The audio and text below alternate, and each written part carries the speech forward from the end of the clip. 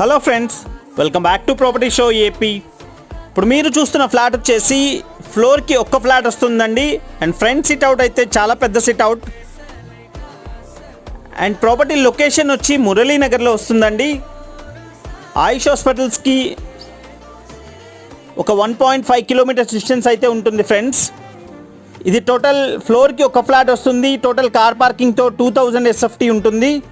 And plinth area వచ్చేసి 1700 SFT plinth area వస్తుంది. And 50 గజాలు ల్యాండ్ షేర్ అయితే ఇస్తున్నారు.